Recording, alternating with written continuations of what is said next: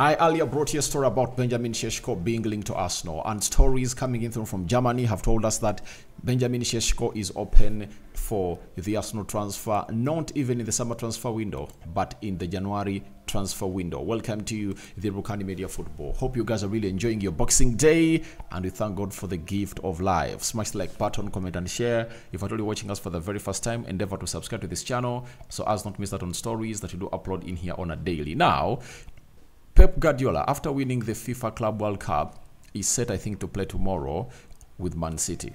But he has gone ahead and obviously addressed issues about City's bad performance as people relate it to the satisfaction that these players went ahead to win a treble last season, and they might look like they're satisfied and they cannot obviously push forward. He has gone ahead and really addressed it. Steven Gerrard, the manager of El Ettifaq in Saudi Arabia, is really telling his bosses we need more players to obviously compete in there for you. Is the budget available? All that and more into this video. But the Muslims, Barakallahu fikum, let's see close to 100 likes, smash in this video, and don't forget to subscribe to this channel because we want to hit 20,000 subscribers before the end of this year. And you see that days are really going 26, 27, 28, 29, 30, 31st, meaning that we're left with 6 days to obviously hit that milestone, and let's obviously continue to subscribe. Now let's start it off with Benjamin Šeško. A story is coming in from Grammy Bailey that Benjamin Šeško is reportedly open to a January move to the Premier League with a loan with an obligation based on a certain criteria being met considered. He's a long-term target for Arsenal, Chelsea, Man United and Newcastle. So Benjamin Šeško, by the time he was playing for RB Leipzig, he was that hot asset that teams like Man United, Arsenal were really scouting. And they went ahead to obviously sell him to their sister club, though they are really having different owners, but they are under the RB group. After they sold him there, they expected him hitting the ground running and getting to that ilk of obviously being sold close to 60 million pounds, the amount of money that they are requesting from Man United when Man United were really wanting to sign the player, that is Benjamin Šeško. And at RB Leipzig, he has not gone ahead to obviously get his season up and running because he has gone ahead to play 13 games in the Bundesliga. He has 3 goals. In the Champions League, he has gone ahead to play 6 games. He has 2 goals. In the DFB Pokal Cup, 2 matches, 2 goals. That is Benjamin Šeško for you, meaning that has gone ahead to play 21 games with 7 goals. That's not a very bad output for a player like him, but when you really relate to what he was at RB Salzburg, you really understand that he is really that kind of player that can really move the world. And remember, he was like the replacement of Erling Haaland because Erling Haaland was playing for RB Salzburg and he obviously crossed to Borussia Dortmund, and when he crossed to Borussia Dortmund, they sold him for a cheap fee, by the way. I think they sold him at around 18 million pounds in there for you.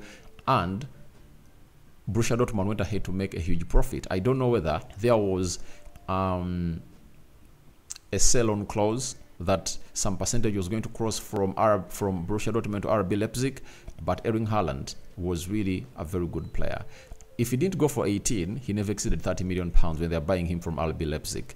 Sorry, from RB Salzburg to join Borussia Dortmund. So this time around they said, we are having one of the teams in Germany, RB Leipzig. Let's sell him there, and if he hits the ground running there, maybe he can even get us more than what Nkunku got us, because Nkunku went in for 60 million euros.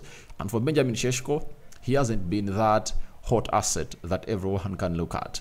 And Arsenal are really looking at centre forwards, and that's why you should eat that. They've been linked to Santiago of Feyenoord. That story is coming in through later on this channel. They've been linked to Ivan Toney.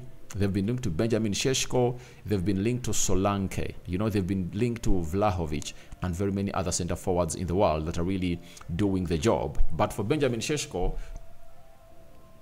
to Arsenal is really great, and the boy is really open to really see himself play for the club of Arsenal and or join the Premier League. When you look at Chelsea, I think Chelsea are really out of the equation. Why are they out of the equation? The answer is simple. they have 3 strikers now: Nkunku, Nicholas Jackson, and Ahmad Broja. So this talk of them really being interested in a center forward has died a natural death. That is it. So Chelsea for me is out. When you look at Man United, they don't have the money to spend on Benjamin Šeško, and they're going in for Guirassy, who plays for Stuttgart. So they don't really want a striker who is really young, because they already have Rasmus Højlund, and there is no way they can go in for this guy known as Benjamin Šeško, because he is in the same age, you know, as Højlund. All they need is an experienced striker. That's why they're going in for Guirassy, who is really that kind of player that has a lot to offer on the field of play as far as experience is really concerned. The other team that is going to hate to be talked about in the Premier League by Grammy Bailey is Newcastle. For Newcastle, I think they can really go for him. Why do I think they can go for him? They have Callum Wilson and Alexander Isak, but Isak is a versatile player. He has shown us that he can obviously thrive on either fronts, you know, like on either fronts of the left wing or right wing. And he's deadly, by the way, when he's playing that inverted play of a winger. So they might try to obviously bring him in, because they know exactly what it means to be having a young striker like Benjamin Šeško, who really has a very good resale value, and you strengthen your squad. But right now, they're really having very many injuries, and I don't know how they're obviously going to really act on it. And the big red flag for Newcastle is the financial fair play. The financial fair play is really one of those that you'll ever really have to look at, because at the end of this season, teams like Man United were fined £500,000, €500,000 by UEFA. Juventus was fined 300,000 million euros, and there is a threatening story coming in through from Barcelona that they might not even play in the Champions League next season, and they might not even play in the World Cup, in the Club World Cup that will take place in 2025 in the USA, America. So it's really huge, and you need to obviously be observant every time you're really doing certain deals, and that's the big red flag for Newcastle. That's why you see that for Newcastle, they are looking out for loanees from Saudi Arabian clubs that are really affiliated to the owners of Newcastle, and it might really go that side. So as it stands, I see Arsenal as the only team to come in through and will go in for Benjamin Šeško. That is it. If at all they decide, obviously go in, but the player is open to see to it that he joins the side of Arsenal. He's very open to join any Premier League side, because trust me, the Premier League is the hottest deal in town. Trust me, every player wants to go to the Premier League, but it will depend on what his agents really plan for him. And for RB Leipzig, I don't think after losing Nkunku, they would love to lose Benjamin Šeško immediately. They would love to see to it that they keep Benjamin Šeško for like one more season, as they obviously looking for his replacement. And if at all this season he can obviously get to 20 goals a season, they'll get to know that if at all he keeps one more season here, we can get 100 million euros from him, because players at that age are being sold expensively, and Benjamin Šeško needs to move the world. But all in all, we wait and see how that pans out. But Benjamin Šeško is open for a transfer to the side of Arsenal or any Premier League team. After that, let's go to the story of Pep Guardiola as he addressed the media ahead of their game, their Premier League game they play after their return from the FIFA World Cup, where they beat Fluminense in the final by 3-0. And they emerged as winners. Pep Guardiola has said on what is left to achieve at City, he said, "We try it again, not again to win 5 titles in a year, but just try again. The greatest athlete is forget as quick as possible the successes. There is a day to celebrate, but around the corner is another competition. The satisfaction of what we've done will remain, but we have to do it again. I've never started a season thinking how many titles can we win. It's a horrible approach. Next is Goodson's Park. Further than that doesn't exist. No anything."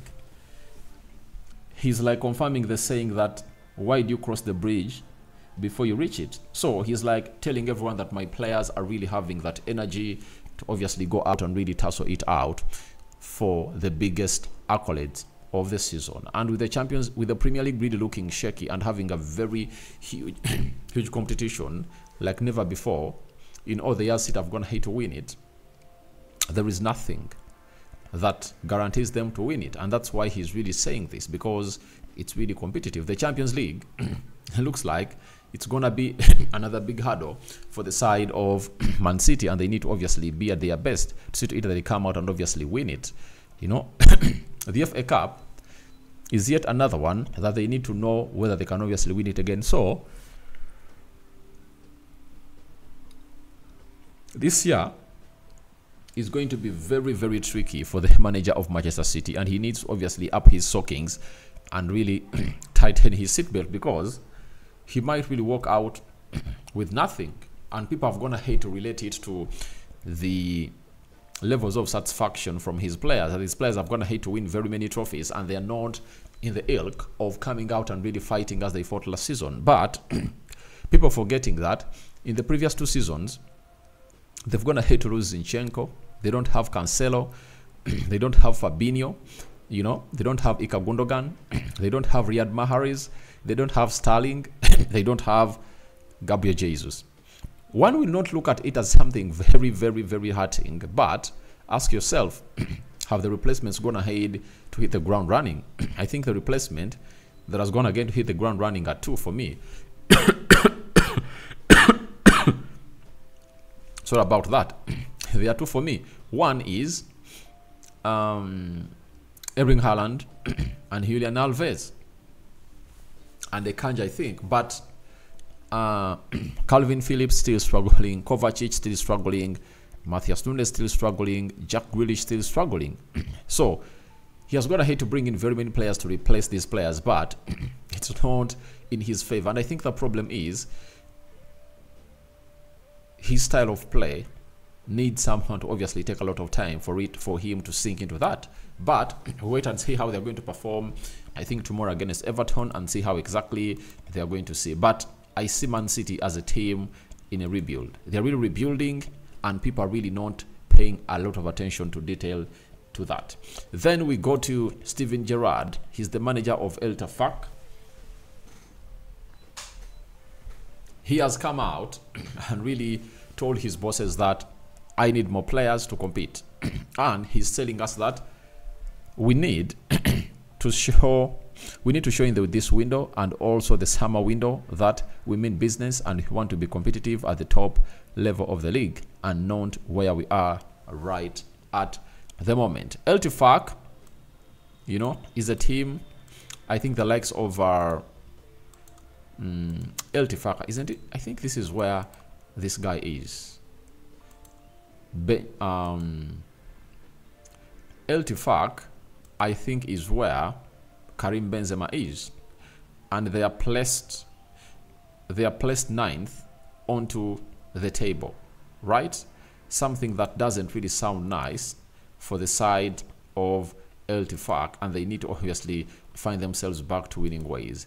They're really having players like Karim Benzema, they're having Fabinho, right? Luis Felipe into the mix. So he really wants to strengthen his squad more and more and more to see to it that they can compete at all levels as called upon. So guys, thank you very much for watching. Tell me your thoughts about Benjamin Šeško open for the Arsenal deal, for the Arsenal transfer in the comment section below. What do you make about Pep Guardiola's words, as he thinks his team is not satisfied, but he is really pushing forward to get the best out of the players? And lastly, Steven Gerrard and El Tafak message to his bosses. We cover you all in the precious blood of Jesus Christ. Happy Boxing Day, the Muslims. Barakallahu fikum. And here we sign out for now. Bye-bye.